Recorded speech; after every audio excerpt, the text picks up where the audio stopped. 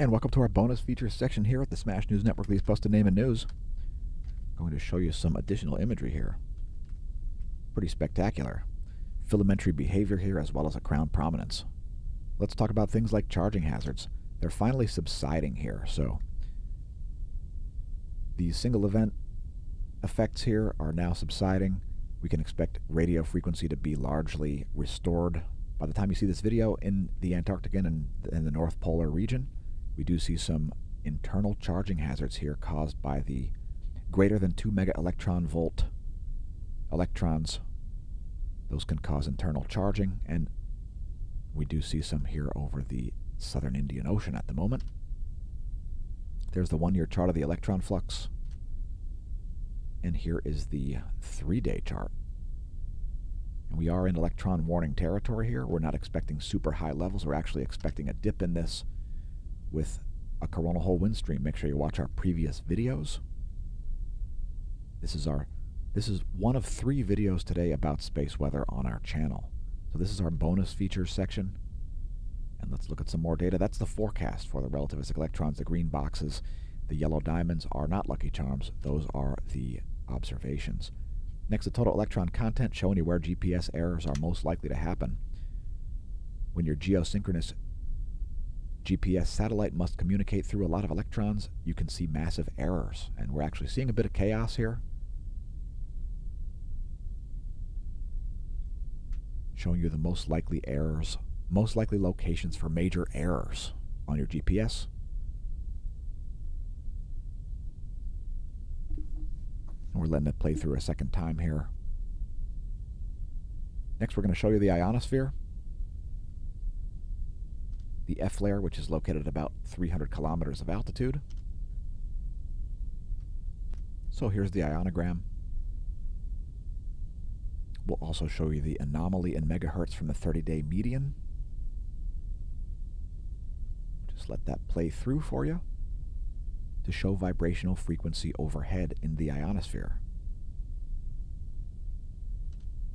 Here's the anomalygram, and I would note some significant anomalies here over Central Africa.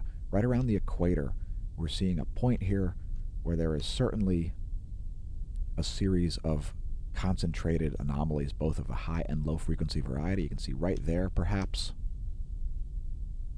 That's the main comment on the ionosphere that I've got.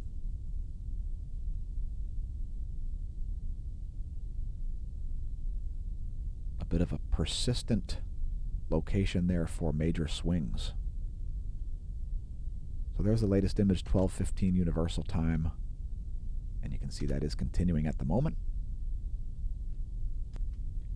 Next, the Cerro Tololo ground-based solar observatory. Look at all the filaments. There are quite a few filaments here on the Earth-facing side of the solar disk. Some of these have ejected. Some remain up there in the northeast. Also some filaments in the southern hemisphere where most of the solar activity has been occurring. Next, we're going to show you the latest colorized magnetogram and solar intensitygram. New sunspot has just formed here. It is beta class already. The most likely place for flares is from that sunspot group there. 2935 is the name of that one. This one's called 2934. It has changed shape a little bit since our previous videos. And there's the colorized magnetogram. Thanks to the Smash team for making this content more likely to continue to exist. Smashamash.com/Smash team is what we've replaced Patreon with. Consider becoming a member of the Smash team for all kinds of information nobody else gets to see on the internet. There is also a bronze level there. You get some limited posts even at the bronze level. Consider joining at the silver or gold level for maximum benefit. There's even an annual paid-up gold subscription, which is the best value. We'll close things out at 94 angstroms and 171 angstroms. 2 of the best wavelengths. 94 is great for viewing solar flare activity.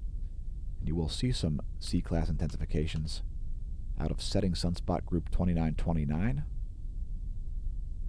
And make sure you keep an eye on 2935. And when I say eye on, pardon the pun.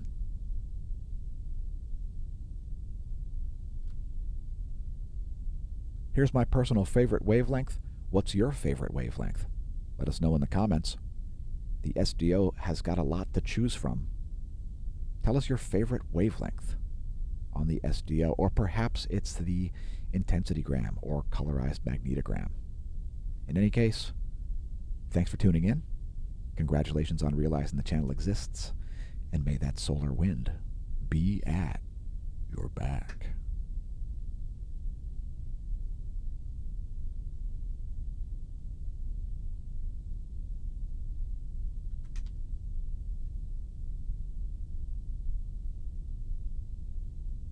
Opinions expressed in this video, not necessarily the opinions of Smash News Network, Least Busted, Name and News.